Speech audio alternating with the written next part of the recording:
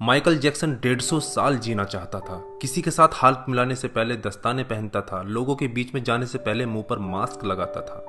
उसकी देखरेख करने के लिए उसने अपने घर पर लगभग 12 डॉक्टर नियुक्त किए हुए थे, जो उसके सर के बाल से लेकर पांव के नाखून तक की जांच दिन प्रतिदिन किया करते थे। उसका खाना लेबोरेटरी में चेक होने के बाद उसे खिलाया जाता था। उसको व्यायाम कराने के लिए 15 लोगों को रखा हुआ था। माइकल जैक्सन अश्वेत था। उसने 1987 में प्लास्टिक सर्जरी करवाकर अपनी त्वचा को गोरा बनवा लिया था। अपने काले माँ बाप और काले दोस्तों को भी उसने छोड़ दिया।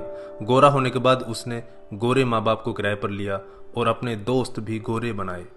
शादी भी गोरी औरतों के साथ की। नवंबर 15 को माइकल ने अपनी नर्स डेबी रो से विवाह किया, जिसने प्रिंस माइकल जैक्सन जूनियर और पेरिस माइकल कैथरीन को जन्म दिया। वो 150 साल तक जीने के लक्ष्य को लेकर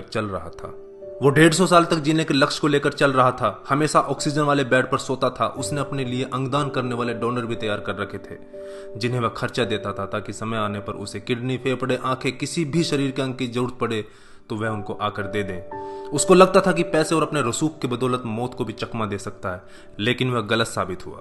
25 जून 2009 को उसके दिल की धड़कन रुकने लगी। उसके घर पर 12 डॉक्टर्स की मौजूदगी में हालत काबू में नहीं आए। सारे शहर के डॉक्टर उसके घर पर जमा हो गए, वह भी उसे नहीं बचा पाए। उसने 25 साल तक बिना डॉक्टर से पूछे कुछ नहीं खाया था।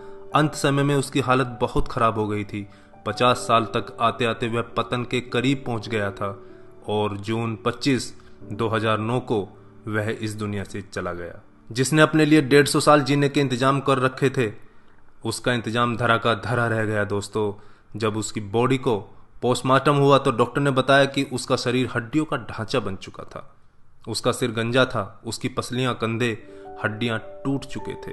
उसके शरीर पर अनगिनत सुई के निशान थे। प्लास्टिक सर्जरी के कारण होने वाले दर्द से छुटकारा पाने के लिए एंटीबायोटिक वाले दर्जनों इंजेक्शन उसे दिन में लेने पड़ते थे। माइकल जैक्सन की अंतिम यात्रा को लगभग 2.5 अरब लोगों ने लाइव देखा था। यह अब तक की सबसे ज्यादा देखी जाने वाली लाइव ब्रॉडकास्ट है। माइकल जैक्सन की मृत्यु के दिन यानी 25 जून 2009 को 3:15 पर विकिपीडिया, ट्विटर और इंस्टा मैसेंजर सभी क्रैश हो गए थे। उसकी मौत की खबर का पता चलते ही गूगल पर 8 लाख लोगों ने माइकल जैक्सन को सर्च किया। ज्यादा सर्च होने के कारण गूगल पर सबसे बड़ा ट्रैफिक जाम हुआ था और गूगल क्रैश हो गया था। 2.5 घंटे तक गूगल काम नहीं कर पाया था। मौत को चकमा देने की सोच रखने वाले हमेशा मौत से चकमा खा जाते हैं दोस्तों। कुल मिलाकर सार यही है कि बनावटी दुनिया के बनावटी लोग कुदरती मौत की बजाय बनावटी मौत ही मरते हैं। क्यों करते हो गुरूर अपने 4 दिन के ठाठ पर? मुट्ठी भी खाली रहेगी जब पहुंचोगे घाट पर। क्या हम builders, interior designers, caterers, decorators के लिए कमा रहे हैं दोस्तों? हम बड़े बड़े कीमती मकानों और बेहद खर्चीली शादियों से किसे इंप्रेस करना चाहते हैं? क्या आपको याद है कि 2 दिन पहले किसी की शादी में आपने क्या खाया था? जीवन के प्रारंभिक वर्षों में क्यों हम पशुओं की तरह काम करते रहते हैं और काम में जुटे रहते हैं? कितनी पीढ़ियों के खान पान और लालन पालन की व्यवस्था हम करना चाहते हैं? हम में से अधिकांश लोगों के 2 बच्चे हैं, बहुत का तो सिर्फ एक ही बच्चा है। हमारी जरूरत कितनी है और हम कितना पाना चाहते हैं, इसके बारे में जरा सोचिए।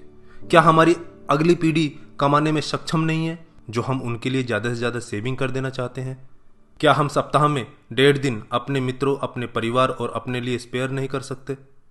क्या आप अपनी मासिक आय का 5% अपने आनंद के लिए, अपनी खुशी के लिए खर्च करते हैं? सामान्यतः जवाब नहीं में ही होता है।